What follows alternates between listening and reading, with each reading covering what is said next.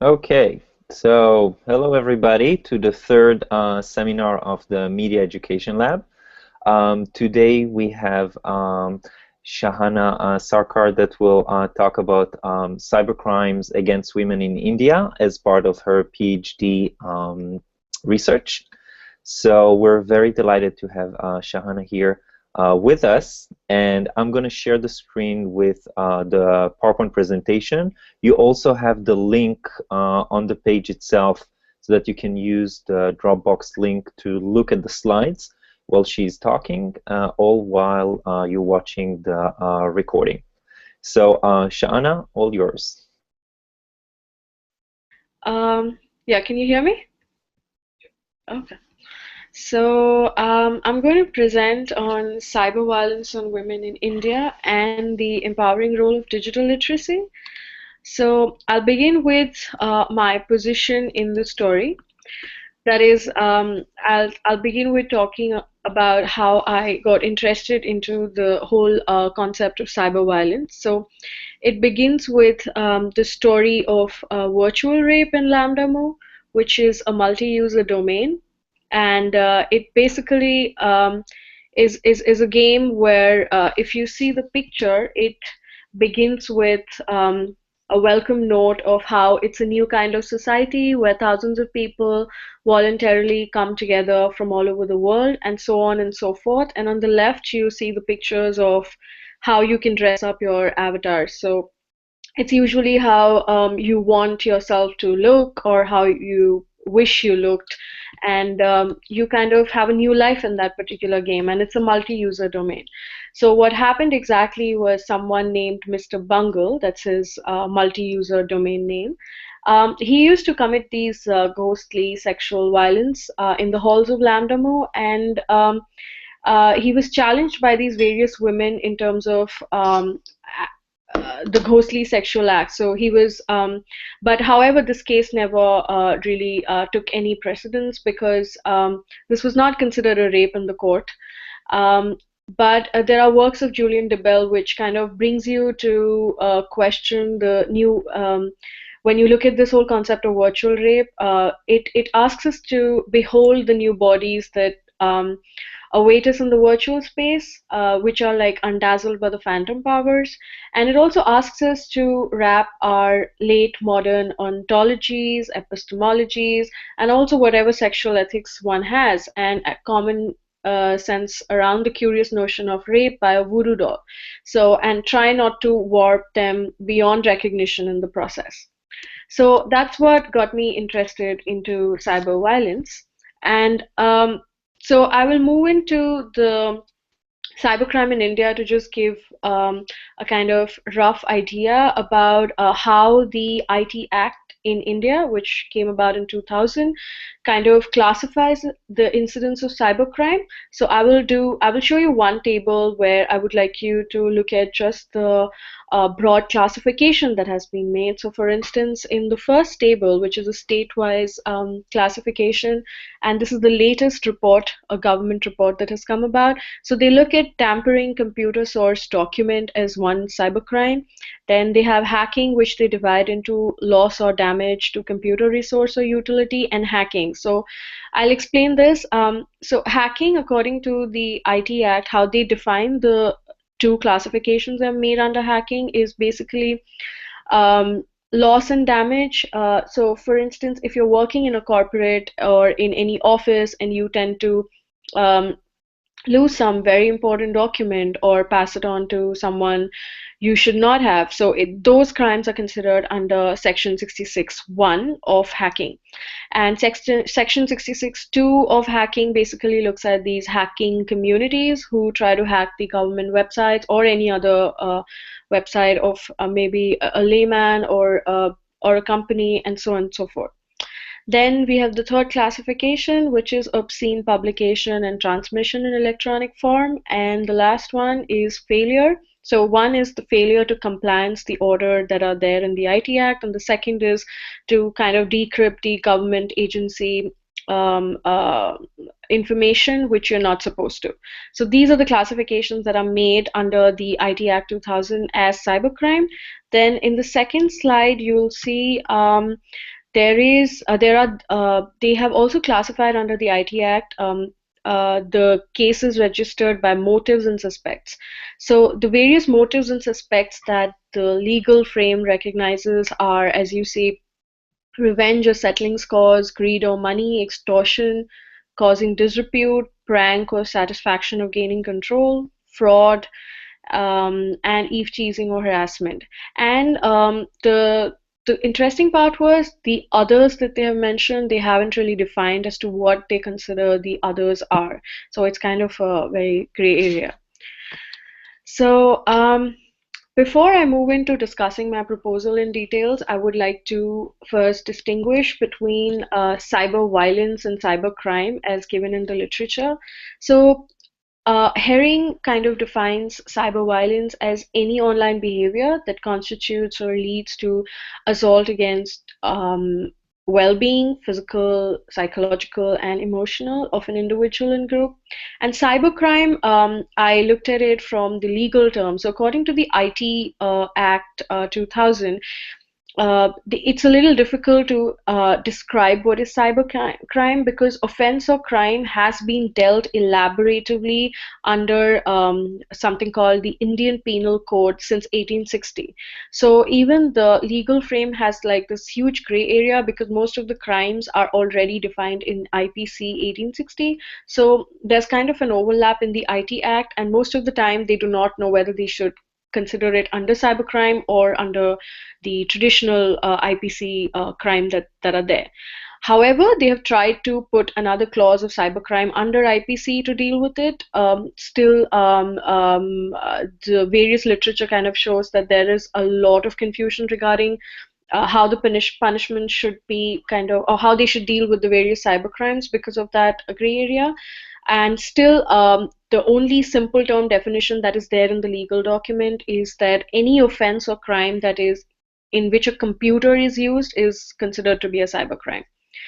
And Wall 2000 kind of describes cybercrime as the crimes that take place in the cyberspace. So, and he defines it as not only that this term cybercrime, it has, he says, acquired a linguistic agency, but over the past decade, cybercrimes have become firmly embedded in public crime agendas, which is something that must be governed. So I will move on to my theoretical construct. So in my theoretical construct, I have these two lenses, gender and technology and digital literacy. So within gender and technology, I'm trying to look at three things. The three constructs that I'm looking at, one is the co-production of gender and technology, where Cockburn and Wackman, they kind of lay two key foundations, where first they said that in line with social studies of technology, they assume that there is a two-way mutually shaping relationship between gender and technology, in which technology is both a source and consequence of gender relations and vice versa. And second, they identified ways in which gender technology relations manifest not only in gender structures, but also in gender symbols and identities. So therefore, in a post-structural trope, the mutual shaping of gender and technology are seen as co-produced. And here a parallel is drawn between the social construction of gender and the social construction of technology. So then this brings me to socio-technical, which Hughes spoke of within the constructivist technological studies, in order to convey that technology is never just technical or just social. Rather, the relationship between technology and society is a densely interactive, seamless web. And this also kind of, therefore, I talk about the third construct here, that is technological artifacts as gendered. So basically, this means, according to law, that in 1987, that the expertise and choices involved in designing and developing new technologies are necessarily heterogeneous. And Hughes called this heterogeneity, or I mean, he meant that this heterogeneity is seen as artifacts that are understood as being thoroughly part of the social organization, as well as the complexity configured artifacts of power, generation, distribution, and use. And Latour argued that artifacts they need not be treated as non-human actors, and therefore stated this as socio-technical effects. So Faulkner distinguished between gender in technology and gender of technology. So gender in technology, here the gender relations are both embedded in and constructed or reinforced by the artifacts to yield a very material form of the mutual shaping of gender and technology. Whereas in gender of technology, the gendering of artifacts is more by association than by material embodiment. So this was my first lens, that is gender and technology. The second in digital literacy, I'm looking at first the phenomenology, the phenomenographic perspective. So basically, I took this approach because it directed at studying variation in people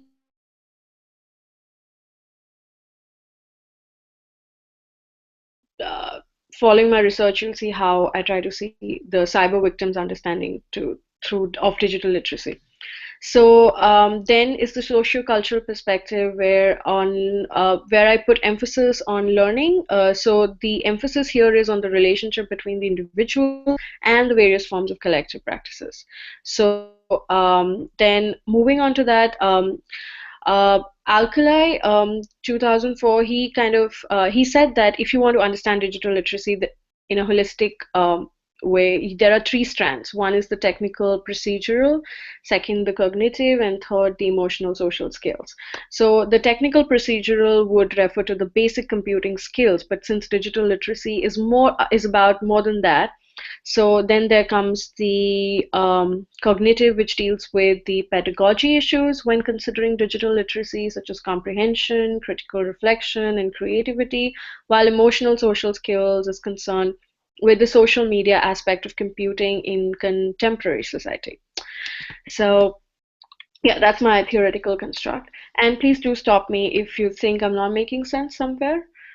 So, okay, so I'll move on to literature. I begin with the emergence of cyberspace. I'll briefly take you through my literature because it's really, yeah, it's a lot and I don't have that much time. So, um, in history of cyberspace, I basically look at Manuel Castles and Whitaker, who kind of stated that one way to envisage the changes made to the practice of everyday life by cyberspace in all its form is basically to compare the current technologies to those available immediately after the Second World War. So he says that fundamental to cyberspace is also telecommunications and literally communication over a distance. So you also consider the telegraph, and so cyberspace has been existing since time immemorial. Then I move on to cyberspace and society, where Castells refers to a network society, which is important not merely because computers and communication networks have been introduced into the home and the workplace, but also because commodities such as email and e-commerce are also kind of transforming our working and living relations. And then I point out to the assumption about the relation between technology and society being driven by technological determinism, the notion that contact between the two is one way and that technology shapes, even causes social interactions, but that is a very simplistic and a passive approach to understanding, which is why I talked about socio-technical above and talked about the mutual shaping of gender and technology. Then I also talk about the distinction between the virtual and the real, where if it does not privilege the latter, often tends to idealize the former, and the virtual is superior to the physical and transcends it.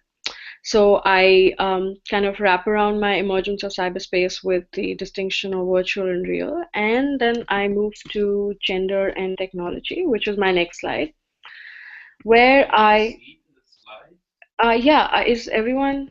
I don't know. Are people able to follow the slides? I I Right now, I don't see them. Oh, I mean, I've seen them like till maybe a couple of minutes ago, and now I just see Yonchi's picture. oh. You can click on the link which Yanti.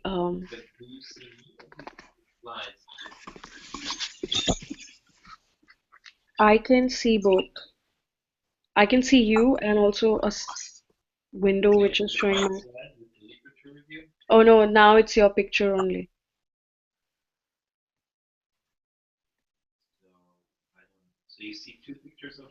Yes.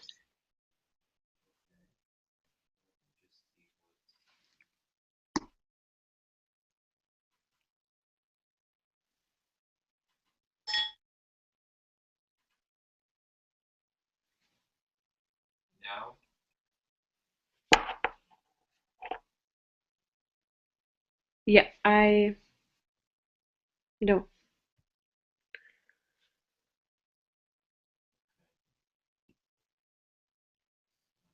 You can you've sent them the link, right? Yeah. So are they able to access the link?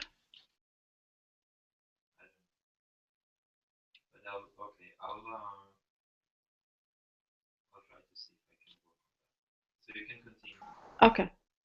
So yeah, so in gender and technology, I basically look at the interrelationship of gender and technology, which I spoke about already.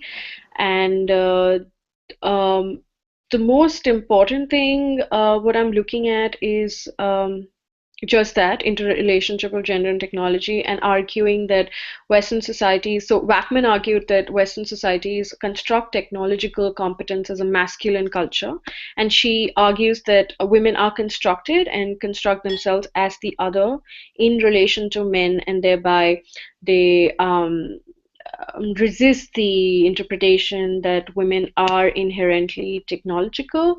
And Cornelissen also attempted to reveal the forgotten traces of gender in the history of computing. So she argues that the perception of computers as a masculine technology and computing being a man's domain is largely a construct, as there are no essential links between masculinity and computing.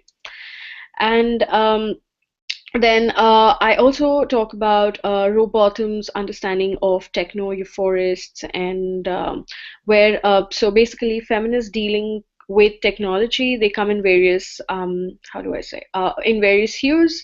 So techno-euphorists say that all technology is good and will free women from the domination of men, whereas there's another school of thought, that is the technophobic, who believe technophobic feminists who believe that technology is a masculine product and will only be useful to men. So they suspect that technology is just another tool of domination in order to dominate women.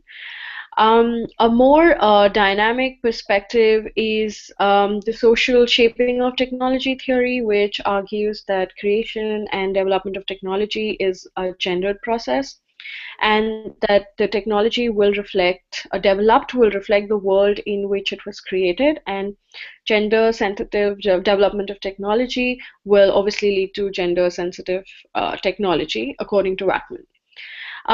Then I do talk about Haraway's understanding of cyborg, where she describes cybernetic organism as a hybrid of machine and organism, a creature of social reality as well as a creature of fiction. And cyborg for Haraway is both a metaphor for the postmodernist and political play of identity, as well as a lived reality of new technology.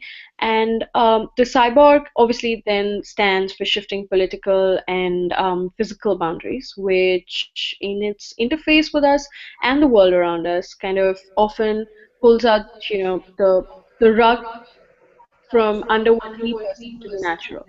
And since cyborg does not exist as nature or culture, but is rather a hybrid of those and more, it is not limited by traditional binarisms and dualist paradigms.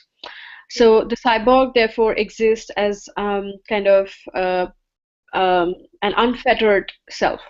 And So yeah, so that's how I kind of phrase Haraway, and I try to understand the whole understanding of cyborg through Haraway, and then I try to move into with women within cyberspace. So I look at gender as identity. So gender differences online have been a central area of concern in studies of gender as identity. And Herring identified two separate discourses online, the feminist discourse and the masculine discourse, where she said that a feminist discourse it encompasses a more personal style of communication characterized by apologetic language use and the prevention of tension and so on. And masculine, they have a more authoritative and they're oriented towards action.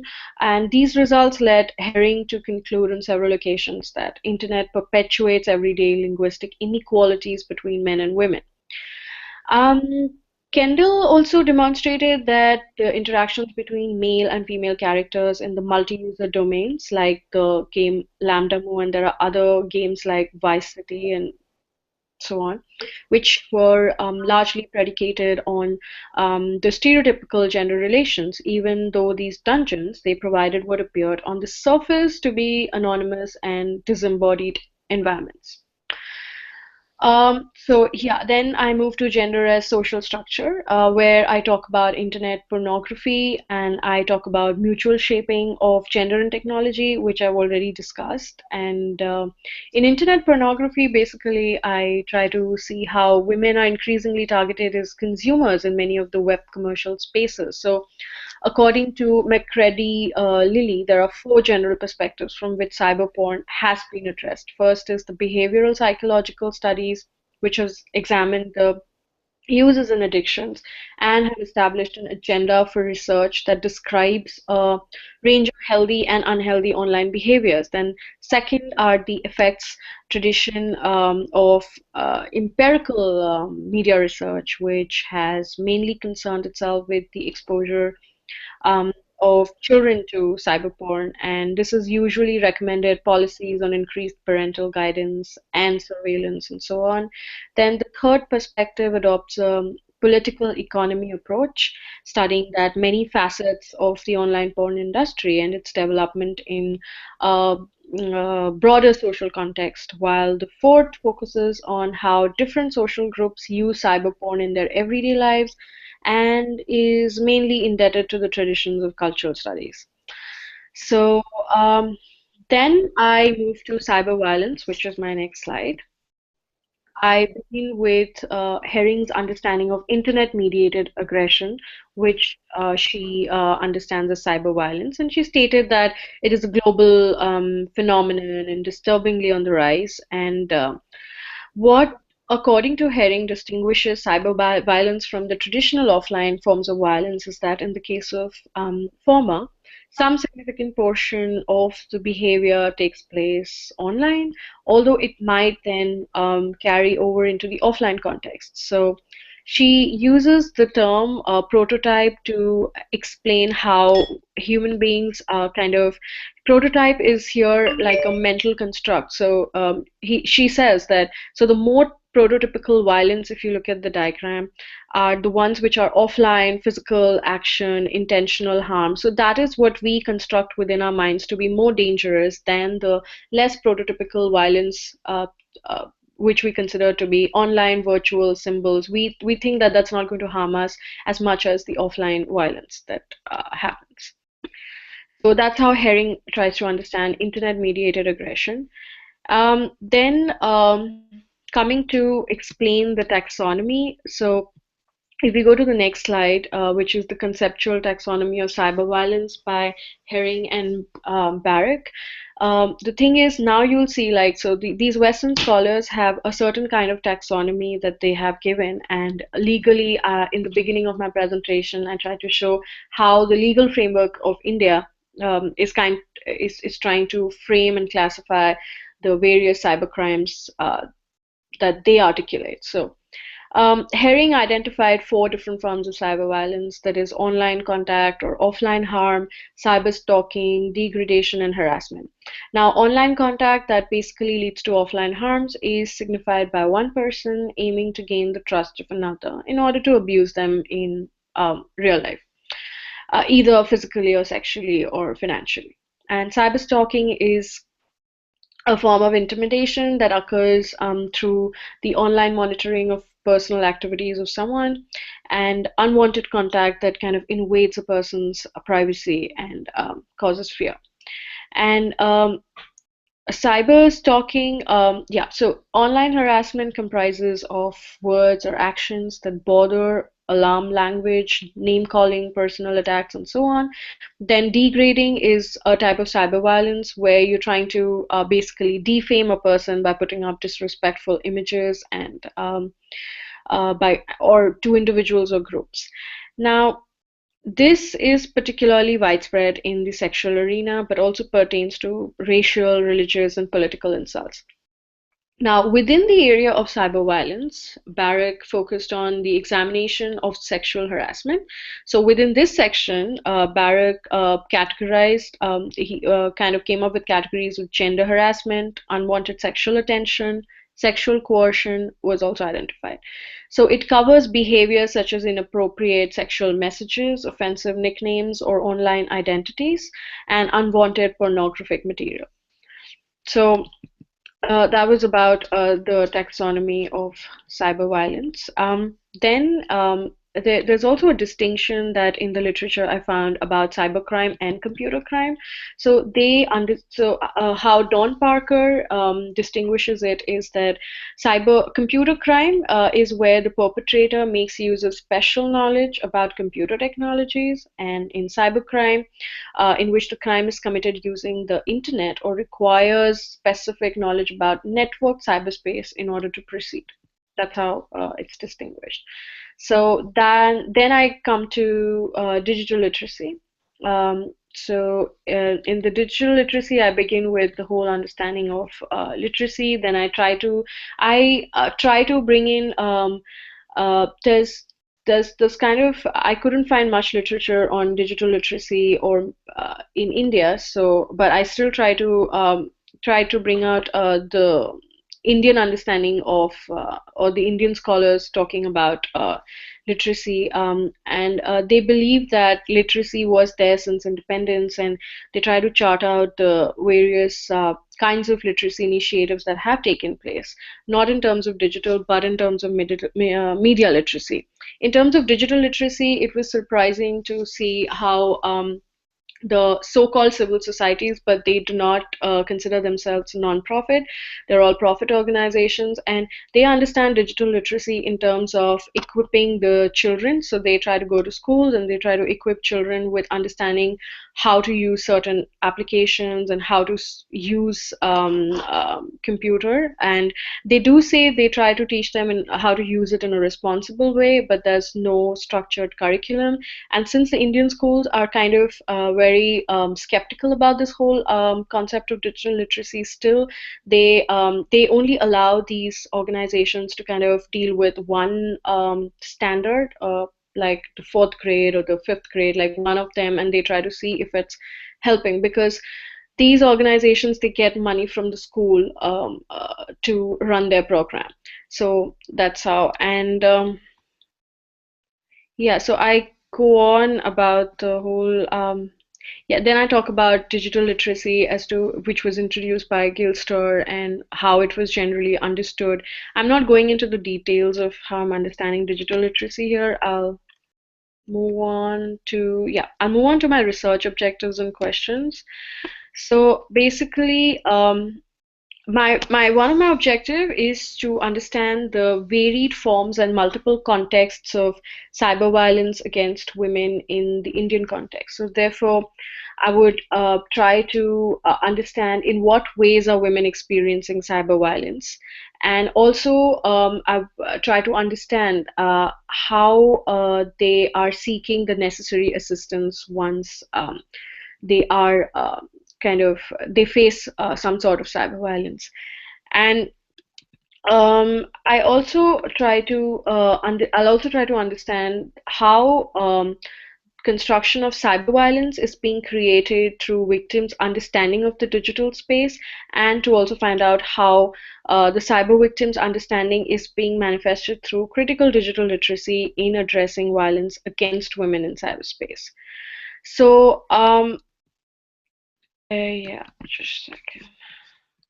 So yeah, so therefore, in my methodology, I take a constructivist and interpretative paradigm because this approach assumes that the way people perceive their reality is being shaped by social, political, cultural, and situational factors, such as subjected to the position, identities, perspectives of the individual through meanings attributed by the person. So thus the theorist, so therefore I'm adopting this approach, believing that the theory of knowledge is transactional and subjective, and that truth is value mediated and is thus adapted in accordance with the dialectical methodology. And the method that I'm trying, it's an exploratory study, so I have figured out a few civil societies who will be able to give me access to cyber victims who have come to them for legal assistance or emotional assistance. And therefore, I'll be using purposive sampling, but I cannot give a constructive number as to these many interviews I can conduct since it's a sensitive case. It'll depend on how many women are willing to approach about this. And yeah, so basically, I'll be conducting in-depth interviews with the cyber victims. And what I'm trying to get at is, so through my interviews, I'll be trying to get a sort of trend that is existing in the kind of cyber crimes that are happening online, and also try to see the kind of necessary assistance they are taking. So I will also try my best to look at the cybercrime cell. So cybercrime cell is the legal way to the IT Act protected cell. So they have information, but I'm not sure they'll give me access to the victim. So anyhow, I will try to look at the documents and see what kind of trends are existing there. So that ways I'll be able to get an understanding of the victims who have taken a direct course to the legality, and people who have taken their course to legal assistance through a certain organization or body. So yeah, I'm not sure about the focus group discussion yet because I have for some, so these civil societies have been telling me that they might not want to sit together to discuss their experience with me, but so that's why I'm sure about the in-depth interview, but I'm still kind of I have put it there, but I'm not sure about the focus group discussion. So I think I have covered all of it. Yeah, yeah. So that's how, yeah, that's all my presentation. That's my proposal. So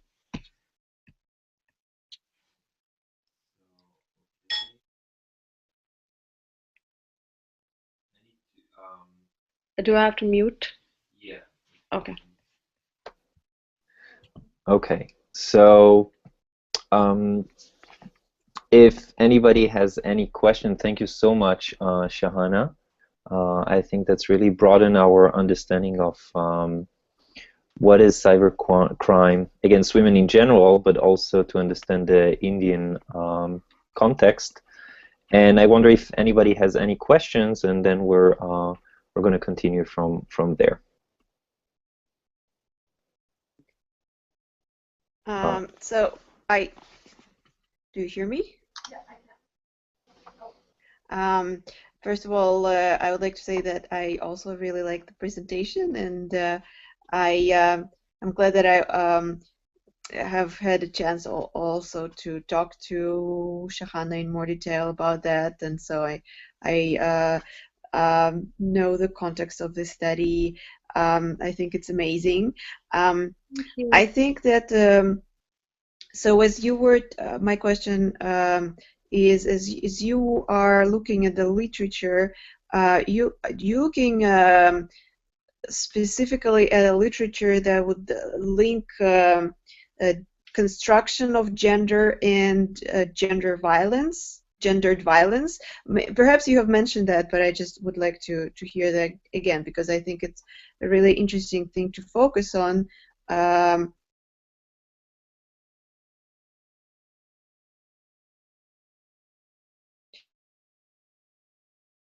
Men against women and how it's connected to the construction of gender in our culture. Lisa, I lost you in between, so I kind of, yeah. Okay. No, I couldn't hear you. Yeah. Okay. Do you hear me now? Yeah, I do. Okay, so I'll repeat my question. So my question is, perhaps you've mentioned it, but I would like you to elaborate more about your attitude to and the use of the literature about the way our society constructs gender, and so the link between the construction of gender and violence against women. So because some say that crimes, such crimes are mostly committed by men against women. Like you don't see women being, men being harassed by women in a similar way online. So it is connected to the way gender is constructed. So do you look at this more specifically in your proposal? Yeah, so yeah, in the proposal, I haven't touched it in that detail, but yes, I am looking at how the violence is kind of. So I have there is this literature by an Indian scholar called Jai Shankar, who tries to, through his statistical report, show how, first of all, women are subjected to cyber violence more than the men. And the reason he states is because the he says that the reason why this is happening is more because of the vulnerability in terms of that exists in the physical, like in the not in the virtual but in the physical frame more. So the already existing cultural values and social values that are existing through patriarchy in the traditional life is kind of embedded within the virtual also, because you cannot look at the virtual world as an isolated realm of your life, because your social values and all other values are kind of there when you're operating in the virtual world as well. So, which is the reason that's how I was constructing.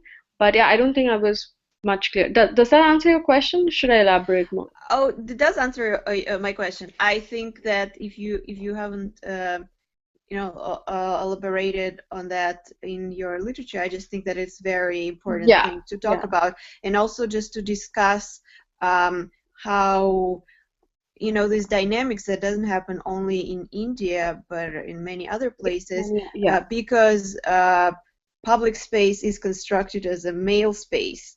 yes, So men see this space as place where they can do anything they want, and women are kind of aliens there, and their real space is a home space. So that can also shape even legal kind of definition of this crime, because if in India, those who create laws, they also, and I bet a lot of them are men. yeah, They see it as, yes, it's a male space, so if women come to this space, it's their own fault that they are being harassed. So just this is something that's would be really yeah, yeah. interesting to No, just to I didn't mention. deal with it very elaboratively in the proposal, but yeah, I should have a section on that. That's important.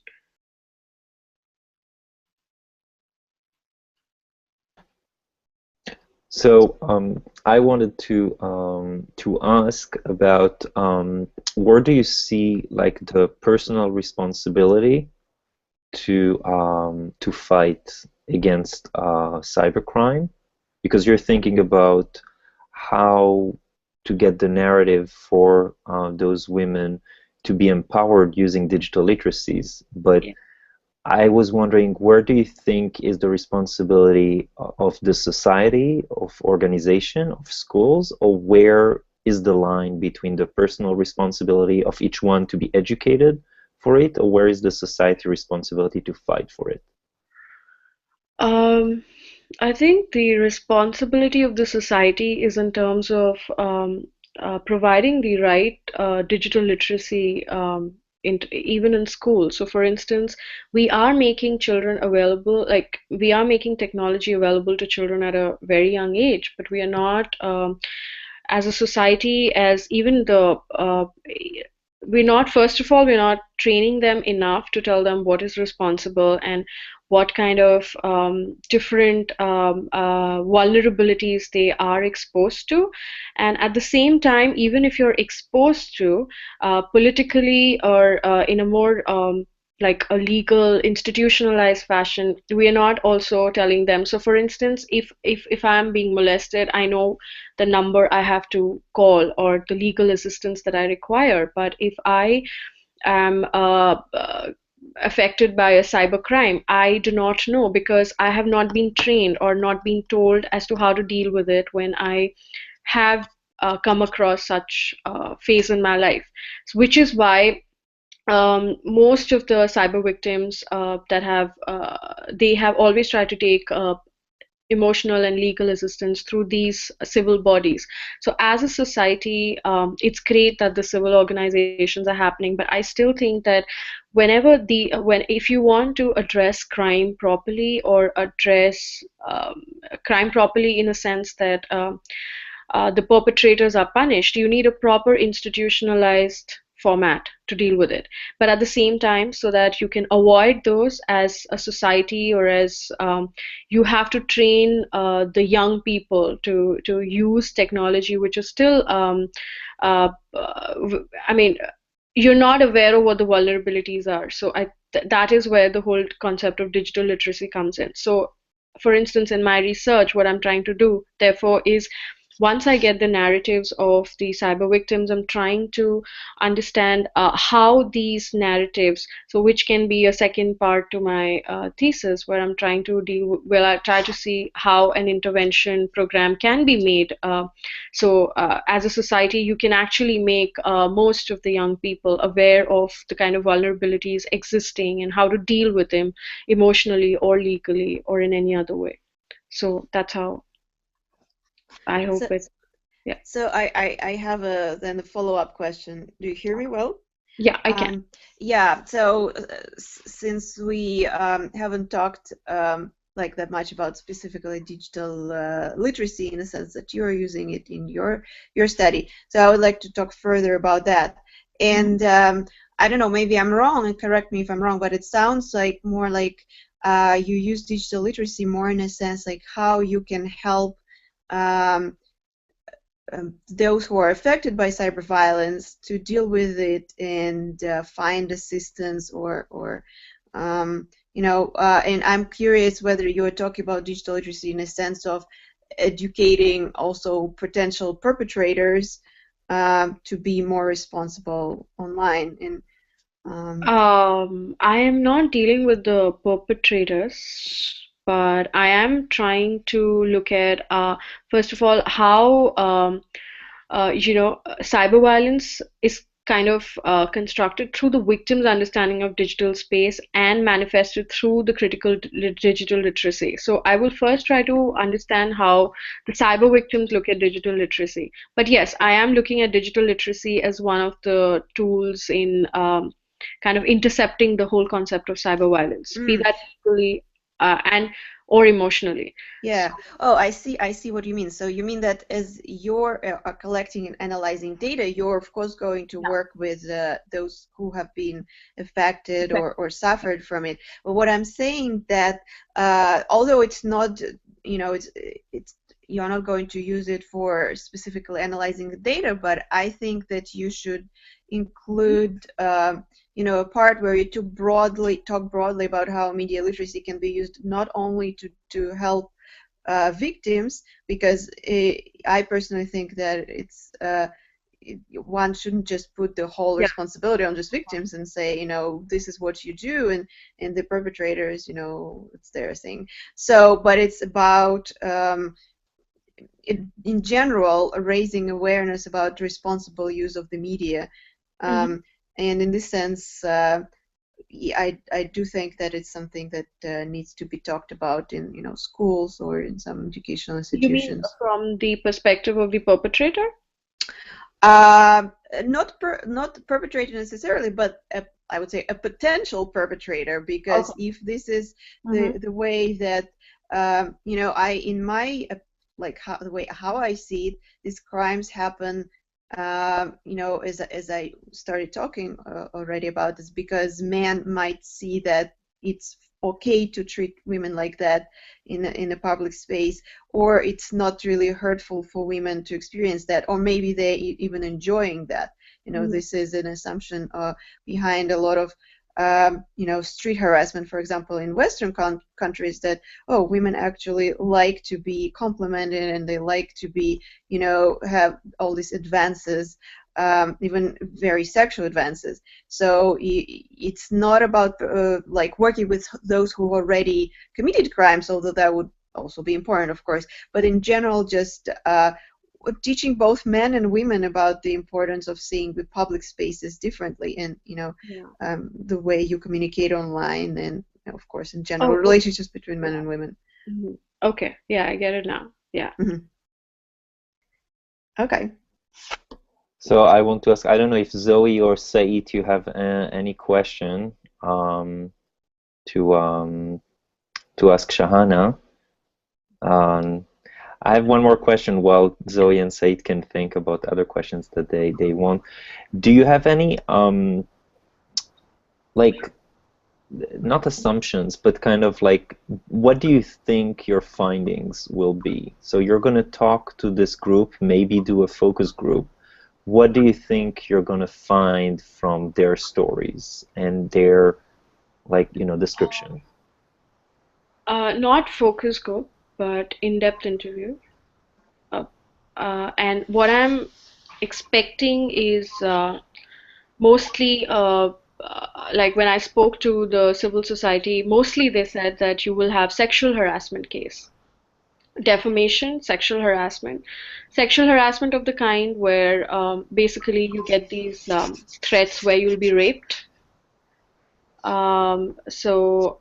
Sexual harassment, yeah, these are the kind of cases.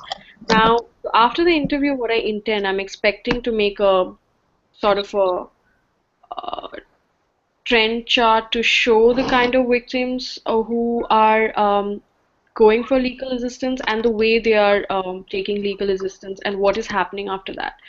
So, um, so yeah, I mean, I'm trying to. So after the interview, I'm expecting I'll get a trend out of no, out of understanding. So not only a trend, but also understanding their experiences emotionally and legally. But other than that, because there's no written document which will give me a trend of the victims. Like I showed you the legal chart. The problem with the legal charts are they just they just deal with certain they put these crimes like so every cyber violence is not taken up as a case in itself. It's just considered to be one generic stuff and put into one category and said that okay, 330 of such cases have happened, so we document it under that.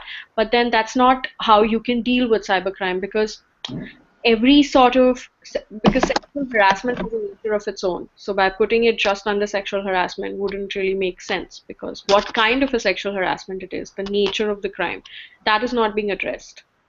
So I'll try to see if through my way of doing the research, I can help find a trend and also try to understand the nature of the crime and the nature of legal assistance required, which will further help me later on with the intervention program that I intend to build. Said, you wanted to ask a question? No, just listening, and thank you very much for the presentation because Thank you. I'm not very deep understanding about the cybercrime, but I have lots of information about this topic. Thank you. Thanks so much. Thank you. I was wondering, since we have representations for different countries and even continents, um, so it would be interesting. I don't know if each one of you wants to share your thoughts about, do you think that this research that Shahana is doing, which is very contextualized to the Indian culture, but is it really relevant, and do you think that it's different in each one of your countries? So Well, I wonder which one. before I answer this question, I actually had myself a question for Shahana that was really connected to what you just asked, because I wanted to know how much you are going to talk in your dissertation, compare what's going on in India to what's going on in other countries, because although of course the situation is unique in many ways, it's connected to the context, as Yonti said, of the Indian culture. I do think that it would be really beneficial to see it as in a global context and see these things are going on in so many other places, and even in those places that are considered to be like, very progressive, in the US, and we've talked a lot about that. These things are going on all the time, and it looks like the situation is exactly the same, that it's not taken seriously because it's not seen as a real crime, these things that we discussed, like the Gamergate, is women who started criticizing the representations of gender in video games, or just try to participate in the video game culture, how much harassment they have encountered. And it's not like they are being really held accountable for this harassment. Yeah. To do that sort of a comparison, I need a lot of time. Oh yeah, yeah. I don't know. I don't mean that you need to do like a real comparison, but just to Like a literature sort have of. maybe not like even maybe not even a chapter, but just some sort of a section that would put it in the context of, Okay. so that doesn't sound like, oh, these things happen only in Only. India. Okay. Yes. Yeah. So Okay. and because you can also draw parallels between the way genders are constructed, all over the world, and that there are some very important parallels that make this thing happen in many countries. And then to answer Yonti's question, I don't really know about Russia that much, since I started being really interested in these things only once I came here. So I'm more aware of the situation in the U.S. Um, but I just kind of answered this question by asking my question to Shahana, saying that in the U.S., um, yes, there are a lot of things happening, similar things, and they are not being properly addressed. What about Turkey or China?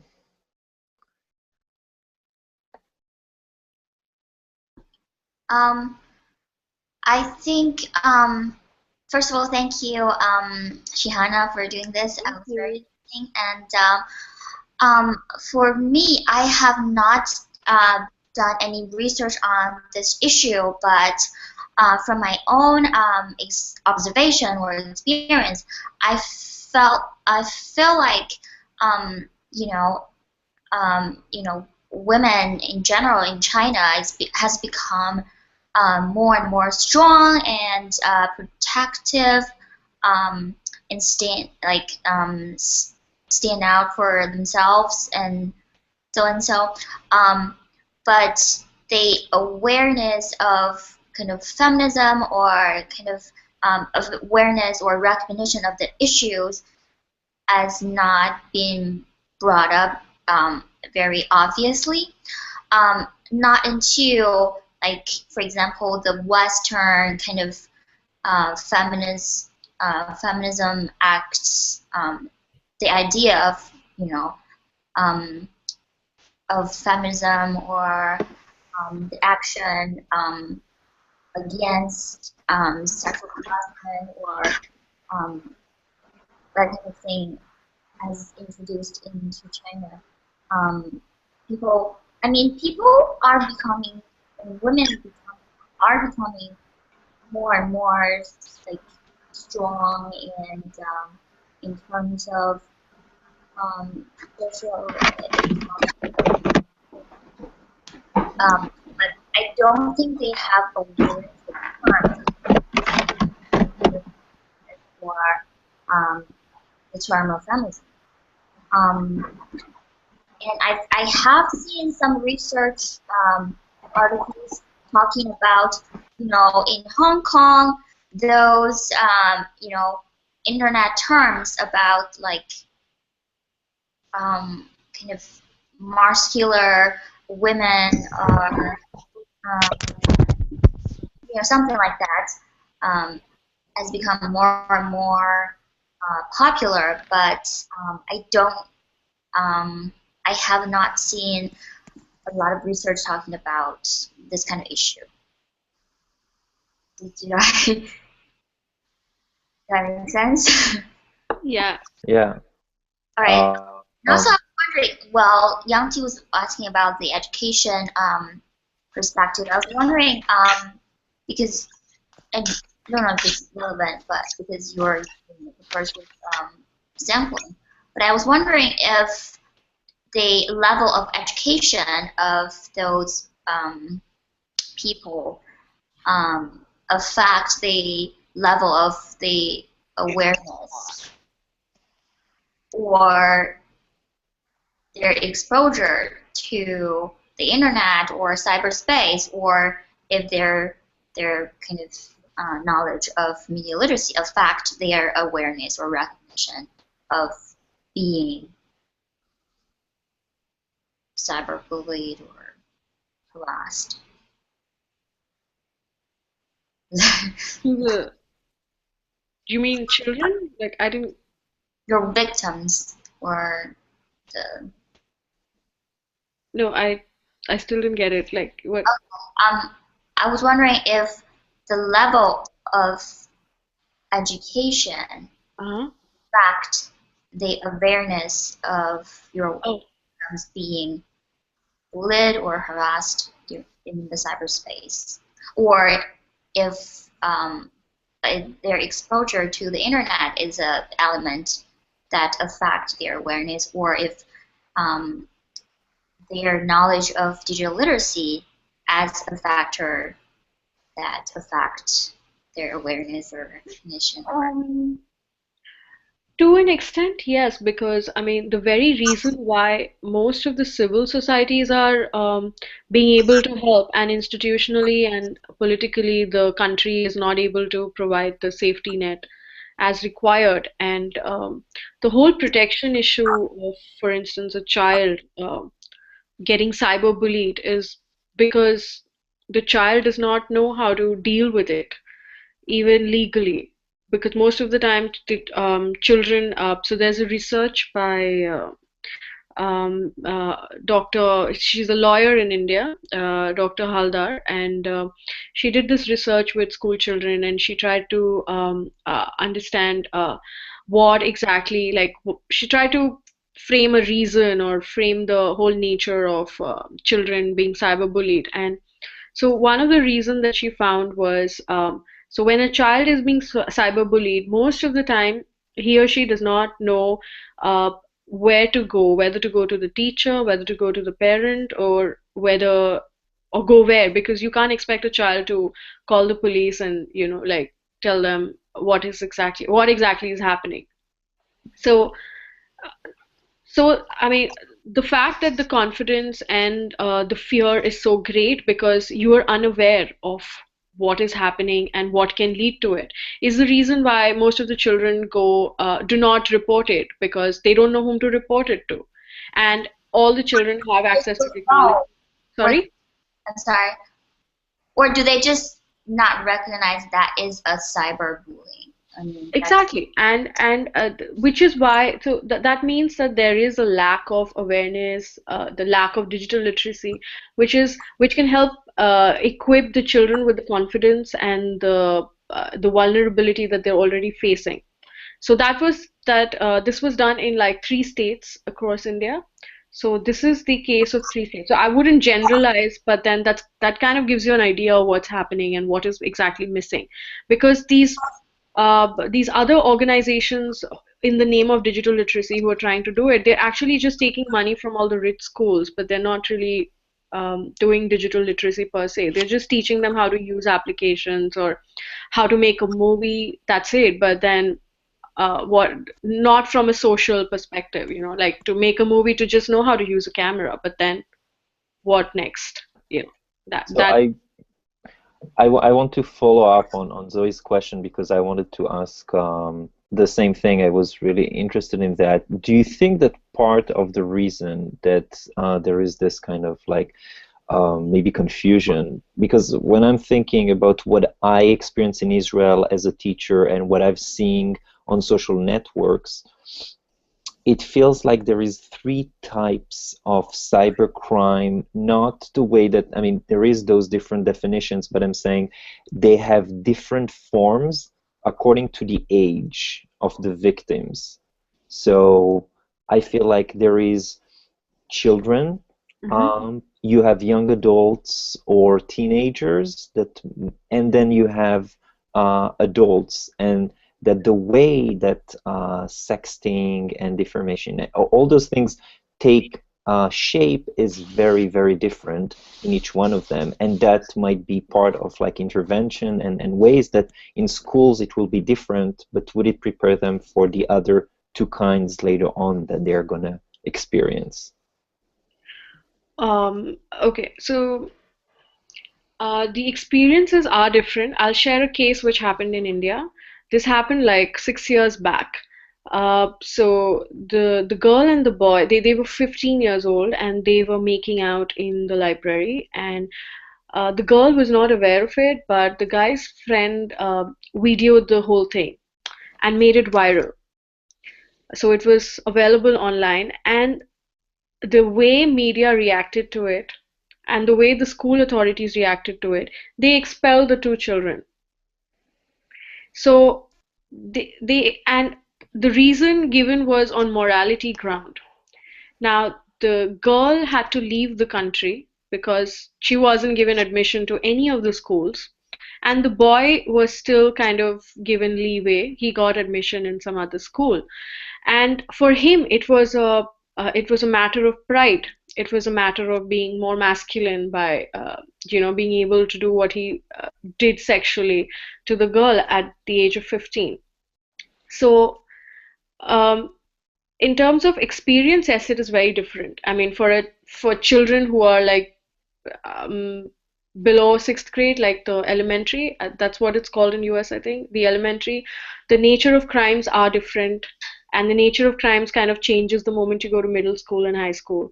But then the way the what was the last part of your question? I was saying that there are like three different like type. There is the elementary, which would be more cyberbullying in like a more, and there is, I think, adult teenagers, and then there is the adults, because I feel like the adults have a different way, more sophisticated, more undermined subtext of using that. So those are the three types that I think there are. Yeah, which is true. So, like I told you about this case, and there are many other such cases. And the problem is that if it gets out, the whole question of morality and social values come in, then even the legal framework can't help you. Because, and in the case of children, it's true, cyberbullying is more. With the adults, what I have noticed in 2 or 3 research reports but these were more of private research reports done for organizations, like for government organizations by KPMG and all. So they showed how for the adults, it has mostly been, extortion and death threats and defamation. So, like defamation, death threats have been majorly always a continuation of after I rape you, I'm going to kill you, or things like that. That has been, those are the, so in KPMG report, they had the kind of quotes that were there. So overly, what I remember is most of the quotes had, I will rape you, and then there were these graphic details of how I will rape you and then kill you. So things like that for the adults. So these were obviously not there these were not there for teenagers at all. For teenagers, mostly the problem was their photos getting leaked, their videos of making out or having sex getting leaked, and most of the time majority of the cases, the girls were not aware of what is happening. So that these were the nature of in a report that I had seen for the. So I have two last questions. I promise last two questions of me. One, I was just curious about the story because you said you told a story about the girl that needed to leave the country and then the boy that was just accepted to few. But what happened to the real person who was responsible, which was the person who actually filmed and uploaded the video? So Was yeah, he also charged? no, he wasn't charged. Okay. This was considered to be the major crime. So see, what happened was the cybercrime kind of got sidetracked because the major crime right now was a 15-year-old underage and a 15-year-old underage boy is they're doing things which in so-called um, understanding of the Indian culture is not possible. And moreover, legally, you're allowed to have sex only after you're 18, not 16 or 17 also. But that's not the reality, and legally that's what happens most of the time in India. The cultural values and the social values, they get enmeshed so much that the legal framework gets totally blurred.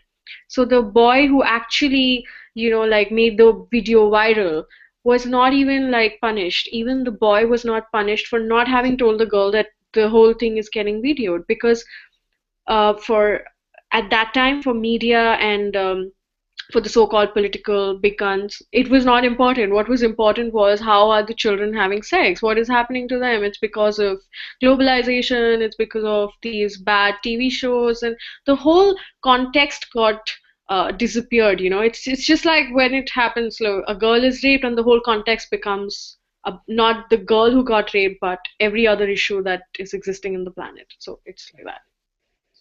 So that leads me to my last question, which is, do you think eventually, because we're talking a lot of the examples are social networks. Yeah. So it's something that we're dealing here a lot, talking about it.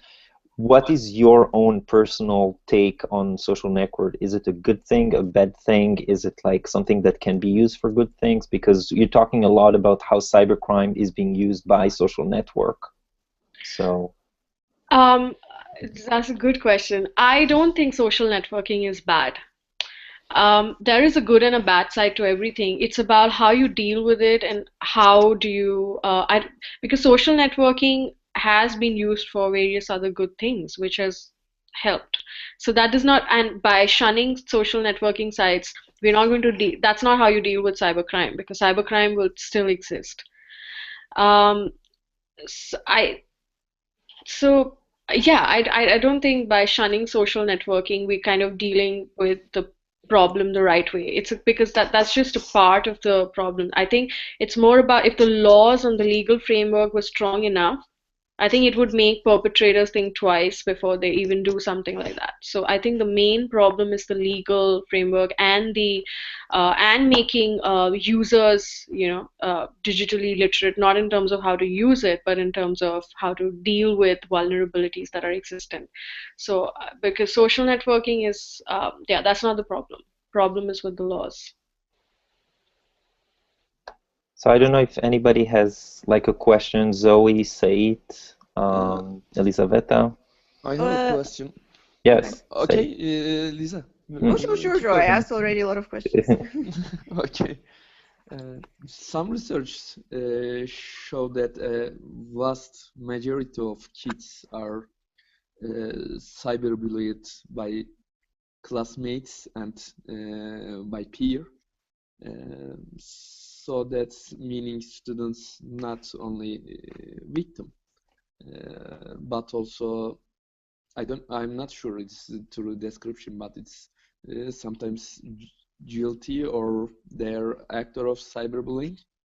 What's your opinion about this situation or another finding of the study? You're saying that basically that the cyberbullying are happening by people in your peer group. Sometimes vast majority of the kids are cyberbullied by classmates or Right. peer. Right. That's mean students not only always victims, sometimes they are Yeah. guilty or they're actor of cyberbullying. Yes, yes, that's true. Most of the cyberbullying that happens is happening within the peer. So it's basically so there are the group of students who want to show their power and their so-called cool quotient by bullying the other kid who does not have that much of the conventional sense of being cool. So which kind of takes so it's not like all the students are the victims. It's obviously one group of students being the perpetrator and like bullying the other group of students. So yeah, I mean it's not like it's not a homogeneous like a statement where all the students are. But then when you are addressing or intervening, you're going to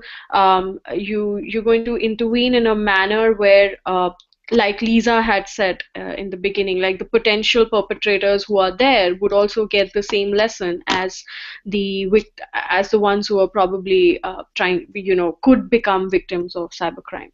Like I'm not saying that I'm not trying to categorize, but then that's how it is. Like when you go and address a group of people, you don't know there could be a potential perpetrator within the group. So even when you're addressing a class, it could be that the two or three students could be the potential perpetrators, but then you don't. So that's why you go and kind of give your lesson or the intervening strategy or whatever you're giving, so that you address both the victims who could be victims or the perpetrators. So yeah, I mean, did I answer the question? Yeah, that's true. It's good point. Thank you.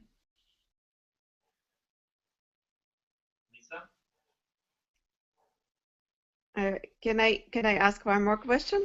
Yeah, sure. All right. So I'm curious when you said as a part of your theoretical framework of gender and technology, you said that technology, something like technology shapes gender and gender shapes technology. Hmm? Could you tell more about that? Okay, just a second. In my theoretical construct, right? Yeah. So it is literature by Cockburn and Wackman who said that in order to because if you want to understand gender and technology, you have to understand them not in isolation, but in how they are mutually shaping each other. So basically, the mutually shaping relationship between gender and technology is where technology is both a source and a consequence of gender relations. So does that make sense? Yeah, it does. It does make sense. I'm just curious, like whether you are going to when you're talking about what shapes gender, because you cannot just say that technology shapes gender, No. because that's much broader than that. So are you going to talk in general more about how gender is constructed? Yeah, of course. I will be talking about how gender is constructed. Right now, since I am talking about cybercrime, I thought I will first give the whole understanding of how I'm looking at gender and technology. But it is obvious. That's why I said that when you're looking at gender, first of all, you have to take many other variables into account. Mm-hmm. And then, but when you're looking at gender and technology, I just wanted to show which approach I'm taking because I did not want to take a technological deterministic approach. Mm-hmm. So therefore, I mentioned the two-way. But I don't mean that that's the only way gender is shaped. Mm-hmm. Okay. That's yeah. Yeah. Okay. So Thank you. I think we had a very stimulating conversation, a very interesting presentation. Shahana, thank you so much. Thank you. And we're looking forward for our next webinar where Dr. Said Tuzel will present his research on media literacy in Turkey. So thank you very much for joining us. And thank you for Shahana for the great presentation. And we'll see you next time. Thank you. Thank you.